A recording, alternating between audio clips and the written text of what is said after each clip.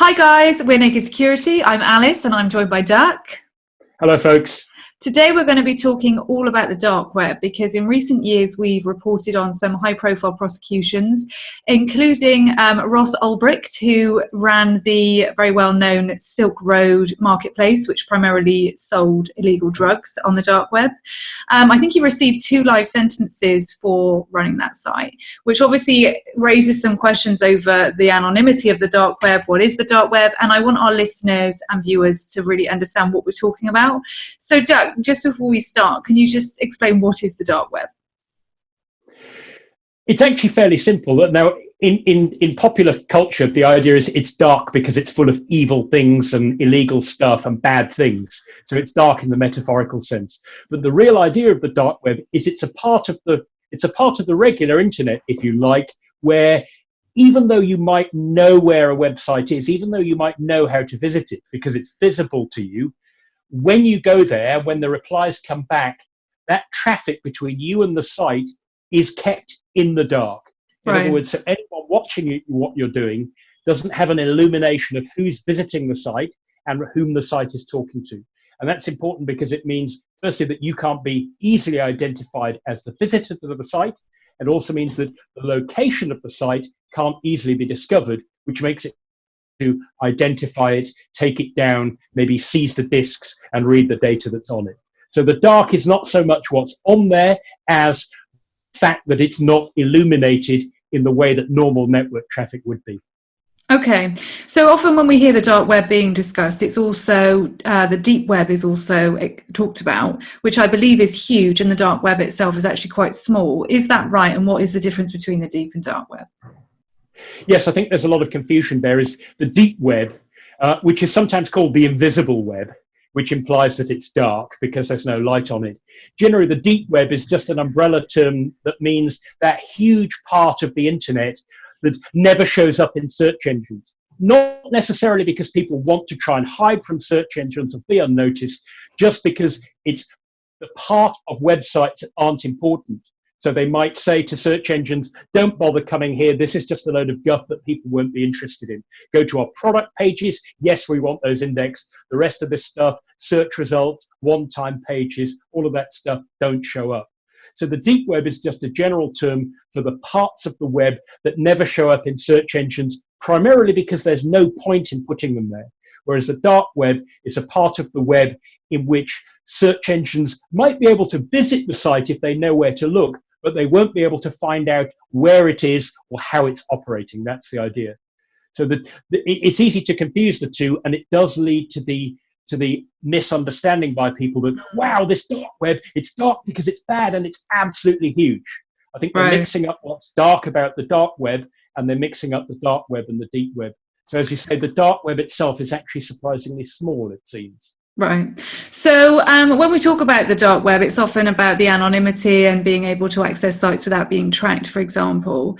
However, when I was doing some research onto what's on there, the kind of things that you can buy, for example, like drugs or maybe fake Instagram followers, or in more extreme cases, a hitman, I guess you would have to give out some kind of personal information about yourself in order to say the kind of person that you want the hitman to kill, or your Instagram profile in order to get the fake followers, or if you're buying drugs you need to meet them somewhere or give them your address. So even if they can't see your IP address, you're still having to give out a level of personal information to these criminals. Exactly. I think you've hit the nail on the head there by talking about the fact that anonymity only goes so far. So it may be that you can't be spied upon, say, by the authorities or by someone else in the coffee shop, if you're in a country where you can still go to coffee shops on the Wi-Fi. You can't be spied on by that person, but you still have to trust the person at the other end, don't you? The fact that you've made an anonymous, untraceable connection to somebody, as soon as you share anything with them that allows them either to make inferences about who you are, or, like you say, oh, I want to order drugs, please send them to 72 Acacia Avenue, then you've pretty much blown your anonymity, and you have to trust that that person really exists. And my understanding is that, you hear a lot of these stories about, oh, you can get a hitman online. My understanding is that the majority of those sites are actually run by scammers anyway. So the idea is they're just out to try and milk you for stuff, maybe to get money from you. And then, of course, well, no, the man's on my back. I think I'm being watched. I can't do the hit. And, of course, you're never going to get your money back. Well, I watched a funny video earlier about a alleged Albanian hitman on the dark web available for hire. And he was a scammer who was just taking your money. And then in order to cover his own back, he created like a whole campaign around like him being traced by the authorities, which is why he wasn't able to do the jobs, which I thought was hilarious. Yes, and it should come as no surprise to people who are familiar with things like romance scams or sites that sell fake products that never arrive, that this kind of thing goes on the regular web as well as the dark web. And I guess the attraction of the dark web is there's a mystique to it, so maybe you're more inclined to trust the person. So the fact that you're anonymous from your ISP knowing or your government knowing that you in this location visited a website there in that location, it doesn't mean that the person at the other end can't figure out who you are, particularly, as you say, if you're ordering illegal drugs or something and you give them your address. Yeah. So presumably you have to give them somewhere to get the stuff delivered. We've talked a bit about illegal things that you might want to do on the dark web, but also there are a lot of benefits to it. And there's a reason that people aren't rushing to shut this down. So can you just outline some of the benefits that there are to having this? The classic example you hear is to something like a whistleblower site, where somebody knows that if they try and go public in a regular way, then they might get shut down or they won't get listened to, or they might be very difficult for them to, if they go to if they don't trust their employer and they want to blow the whistle on them, obviously they don't want to go to their employer. So having some kind of anonymity, untraceability is kind of quite useful. There's also a case given, for example, Facebook has a .onion, a Tor site that you can access through the dark web via the Tor browser. And the idea of that is you might live in a country where access to Facebook is censored or where it's monitored and it's treated with some suspicion. And the idea is that this gives you a way of visiting a well-known site where presumably you will log in with an actual identity. It might be one you've made up, but you don't want the traffic to be traced.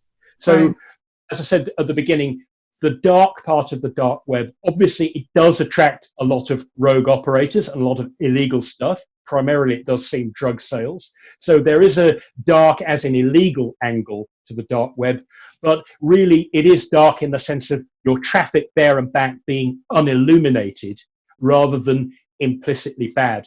And in fact, Tor, the project was started, I believe, by the US Navy, and it was a way of, can we use an untrusted network in an emergency where we know everyone's watching us? Is there a way we can turn that network to advantage by building a sort of invisible network on top of a network that we know is under constant surveillance? So we often hear people say, like, do not go on the dark web. It's really, really dangerous. And even by going on there, you're attracting hackers. Is that true? Like, even just by going by a Tor and going on there for a peruse, are you potentially putting yourself in danger?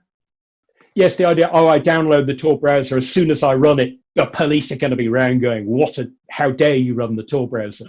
Well, obviously, if you're routinely using the internet and suddenly you're producing the same amount of traffic, but it appears to be traveling in a fashion that the person who's snooping on you can no longer make sense of, indeed, that could attract attention. So you need to bear in mind that whenever you're using the internet in any way, the fact that you're doing something might be of interest to somebody, even if they don't know exactly what it is you're doing. So it isn't without its risks. But I think the major risk that people get is that they download the Tor browser. It's really easy to download. It's really easy to install. They start browsing, and they start browsing maybe to the regular sites that they were browsing before, and they kind of imagine that somehow magically they've got this new identity and suddenly they're not the person they were, and they can carry on doing what they're doing and maybe get into harm's way. And that's absolutely not the case. Browsing, say, via Tor doesn't make you anonymous. It helps you remain anonymous. It helps stop you being tracked, but it doesn't magically turn you into somebody else. So I think the dangers are not necessarily the fact that people will be watching you and going, ha, you're a Tor user, I'm going to hack you back. It's the fact that you may take risks that you wouldn't do otherwise under the misapprehension that you're somehow invisible and completely safe, even though you're giving a drug dealer your actual address, for example. So just to finish off, is there any advice that we can give to our viewers on the dark web? Yes, I think the easiest thing you could do, whether you're already a user of something like Tor or whether you're just interested in knowing what this dark web is all about, the Tor project, that's just one of several dark web technologies out there, but probably the one people know the best.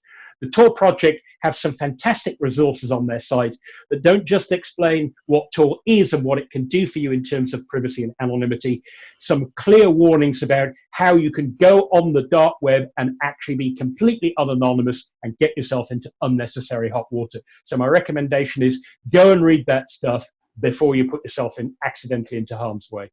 Great, thank you for that. And thanks for watching. I'm sure there's way more questions that you guys have after watching this, so do comment them below. We might make a second video, and if not, we'll just answer them in the comments. Thanks for watching, guys. Bye. Stay secure.